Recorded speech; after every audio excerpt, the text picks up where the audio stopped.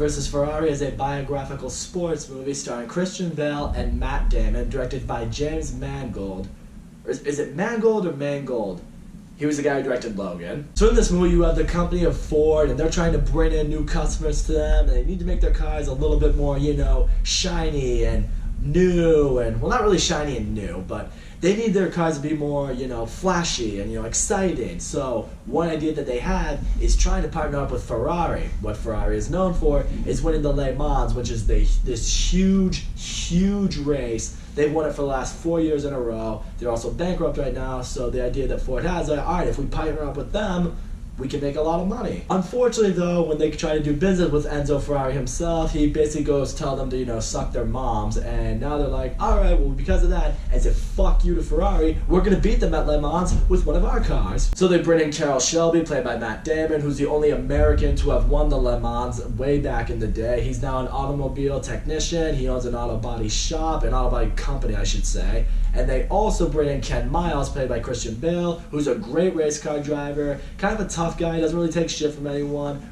really struggling as a mechanic. He wants to provide for his wife and son. The two of those guys team up, and now they're gonna build a car that's gonna beat Ferrari. And we have what is probably one of the best movies I have seen this year. First of all, let's get into the performances of this movie. Christian Bale, I want to say this might be the best performance he has given since The Fighter. Just everything he brings to Ken Miles, he just immediately becomes a guy that you want to root for. I've seen who he is as a mechanic, as a driver. He doesn't take shit from anybody. There's one scene he's working as a mechanic and one customer's giving him shit like, hey, you don't know how to fix this and this is what I wanted, but Ken Miles breaks down for him perfectly. It's like, no, you do want this, because if you don't, your car's gonna have this problem, and then it's gonna have that problem, it's gonna lead to all that. And you can tell as the customer's angrily driving out of the shop, the car's already having problems, he doesn't know how to maneuver it correctly, and Christian Bale is just sitting with it there with the look on his face like, yeah, it's okay, he'll realize I was right. Even one day when Ken Miles is at a race himself, the moment when he and Carroll Shelby connect again,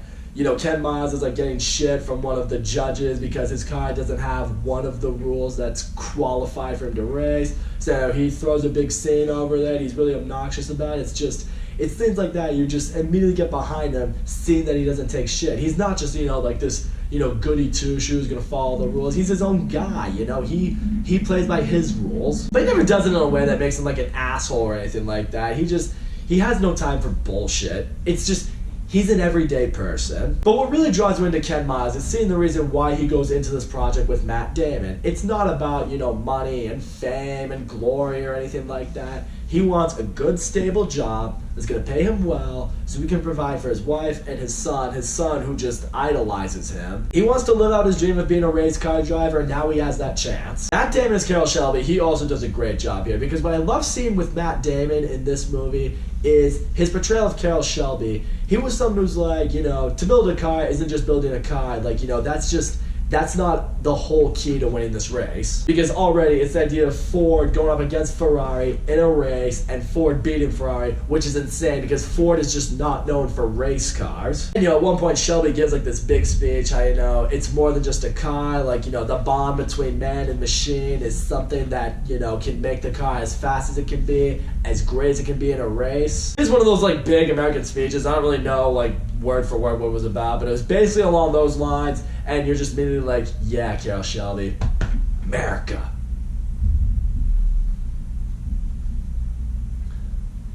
And really, I do love seeing Ken Miles and Carroll Shelby relationship in this movie because, you can tell the friendship there, you can tell the respect they have for one another, and they know they need each other if they're going to pull this off. And that's the other thing I will point out with this movie. If you go into this movie expecting, it to be Ford versus Ferrari, if you're expecting it to be kind of like Rush, where you have these two race car drivers who are rivals, a bunch of racing throughout it, you'll probably be disappointed in this movie. There is racing, which I will get to in a minute, but it's not really about the racing. This is a movie that is about these two guys. They're asked to undergo this impossible task and seeing them work together to make this happen.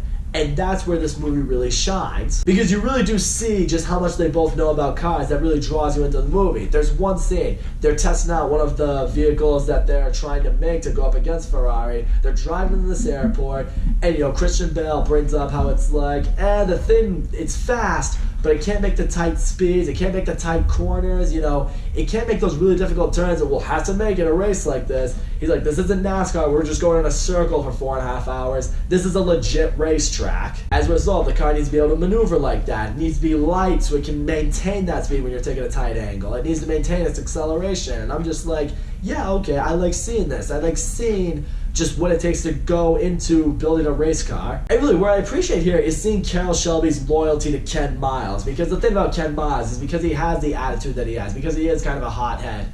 You know, it's not the kind of face that Ford wants attached to the race car. It's like, we don't know if we want this guy as the face, as the driver. And at one point, Carroll Shelby literally puts everything on the line. He's like, okay, fine, I hear what you're saying, so why don't we do this? Why don't we have him do one of these races before Le Mans? And I'll tell you right now, if he loses, I will sell my company. Literally, I will put him racing and winning this race just so I can prove you guys that I'm right, that he is the perfect guy for this. And yeah, of course, Ken Miles wins the race, but you're just like, holy shit, that's just how locked in he is with this guy being the race car driver. And that just shows right there that Carroll Shelby just knows the fact that Ken Miles is the only one who's ready to pull off this kind of job. I'll even like seeing Ferrari begin to like get the closer look at Ford and seeing what they're capable of doing. At one point, one of the cars that they make is able to like finish a lap at like a really, really like absurdly fast pace. And now it's got Ferrari thinking, oh shit, maybe they will have a chance against us. I will say, when it comes to the actual race itself, the race in this movie is